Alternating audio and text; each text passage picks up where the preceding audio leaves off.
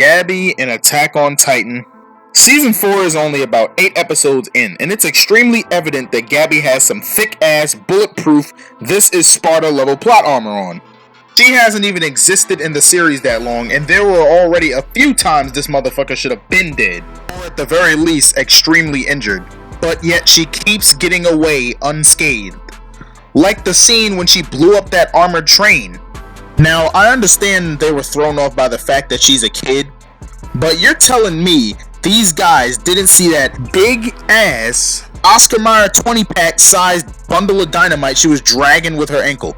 Then once she blows the fucking armored train up and turns to run back to the trench she was hiding in, these guys can't fucking aim. The whole time I'm watching, I'm just yelling, "How could you miss? He was 3 feet in front of you!" And I'm just sitting there watching like, I swear to God, you can't shoot worth shit. Okay, now if they don't kill her, fine. But did you at least pinch the bitch?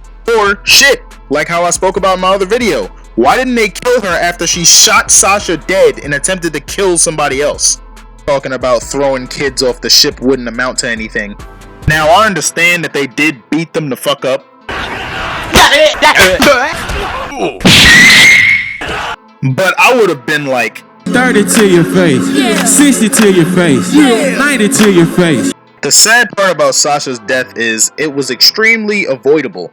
If she would have just shot Gabby after she shot the 2 cops that were telling her to run, she'd still be here right now. The Kanker sisters from Ed, and Eddy. These 3 have to be second place after a character I'm going to speak about later in most annoying, overpowered character in a kid's comedy cartoon.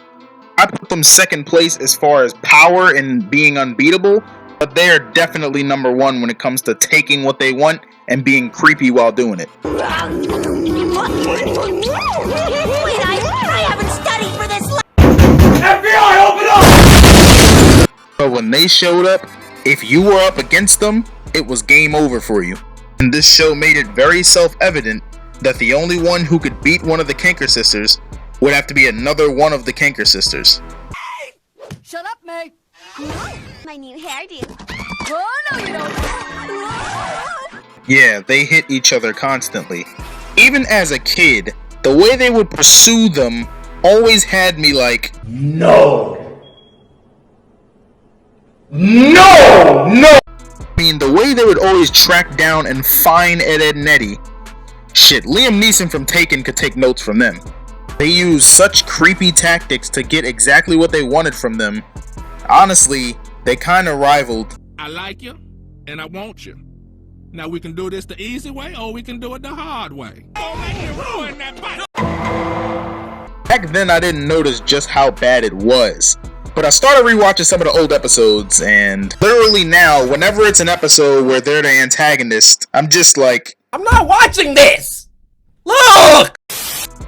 Now, I remember hearing about something called the super nigga theory from one of my friends, and this guy is literally the embodiment of that. This guy is literally written to be better than Squidward in every single way.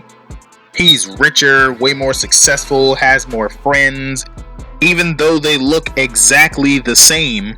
But every time he's in an episode, I just wanna... Why does he only show up to make Squidward feel like shit? This man literally calls Squidward's phone just to brag about how he's living out all of Squidward's dreams. Who hurt you? In almost every situation, except for 2 I can think of, he always ends up beating Squidward. Even in one of the episodes where Squidward did get a supposed victory over Squilliam by melting his statue with the smell of his garbage statue Spongebob made, he immediately gets a ticket for littering right at the end of the episode. The only legit win I count that Squidward got over Squilliam was when his house blew up and the TV show guy came through and gave him the award of having a better house than Squilliam because he thought it was artistic.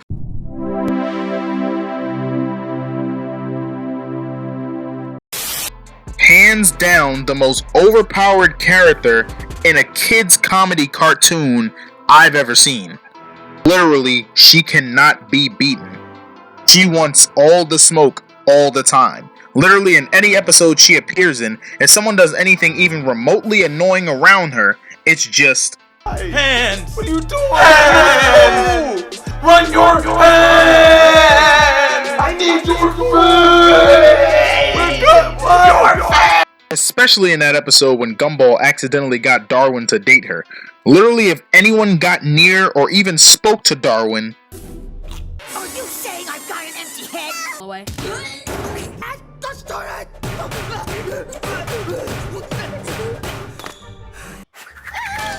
the only thing the writers of this episode did to even remotely nerf her was have her become immobilized if she was asked a confusing question. Besides that, she was virtually invincible. But then when she got tired of even Gumball being around Darwin so much, she made him her second boyfriend. I am disgusted.